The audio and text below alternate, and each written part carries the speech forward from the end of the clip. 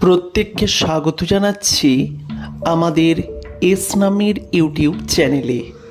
আজকের ভিডিওতে আমি আপনাদের জানাতে চলেছি বৈশাখ মাসের এমন তিনটি কাজ, যে তিনটি কাজ শুধুমাত্র একবার যদি এস নামের জাতক জাতিকারা করেন, এই মাসের বা জীবনের বহু বাধা থেকে তারা মুক্তি পাবেন। তাই আমি বৈশাখ মাসে করণীয় এমন তিনটি কাজের কথা আজকের ভিডিওতে বলবো। হিন্দু ধর্মের মানুষ হলে অবশ্যই করুন, অন্যান্য ধর্মের মানুষের ক্ষেত্রেও কম বেশি করা সম্ভব। আরেকবার আপনাদের স্বাগত জানাই আমাদের ইউটিউব চ্যানেলে। যদি প্রথমবারের জন্য দেখেন, চ্যানেলটিকে সাবস্ক্রাইব করে রাখবেন।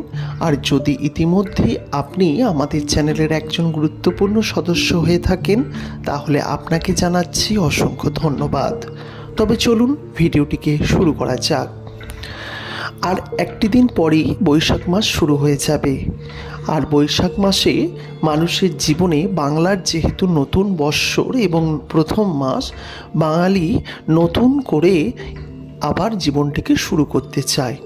প্রত্যেক দিনে, প্রত্যেক মাসে বা প্রত্যেক বছর আমাদের জীবনে কম বেশি ভালো মন্দ মিশেই থাকে। তেমনি বৈশাখ মাসেও কিছু মন্দ মিশে রয়েছে। আমরা চাই যাতে আমাদের খারাপগুলিকে আমরা আমাদের জীবন থেকে বর্জন করতে পারি। সেই কারণে বৈশাখ মাসে হিন্দু ধর্মাবলম্বী মানুষেরা তিনটি কাজ করুন।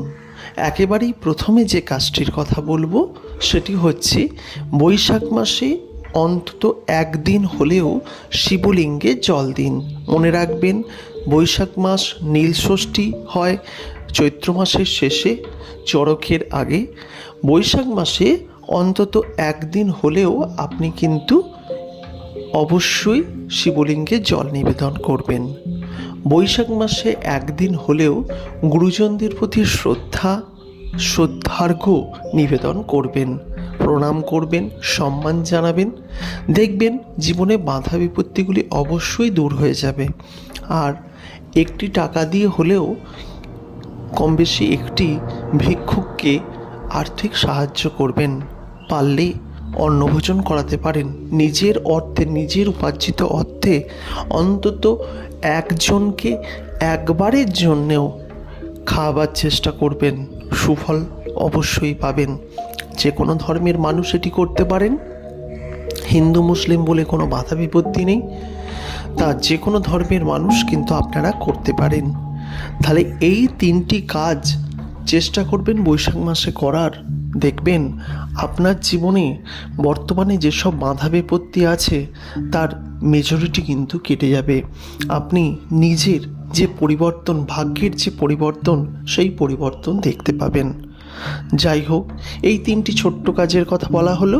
আর এই রকম ধরনের ছোট্ট ছোট্ট টিপস পাওয়া বা এস নামের জাতক জাতিকাদের ভাগ্য কখন কেমন যাবে বিষয়টি জানার জন্য আমাদের এই চ্যানেলটির সঙ্গে একজন আপনি থাকতেই পারেন। অনুরোধ রইল আপনার শুভ নামটি আমাদের কমেন্ট সেকশনে লিখে জানাবার। আজকের মতো এই পর্যন্তই। আবার দেখা হবে নতুন কোনো ভিডিওতে। ভালো থাকবেন, সুস্থ থাকবেন, প্রত্যেকটি মানুষকে ভালো রাখবেন। নমস্কার।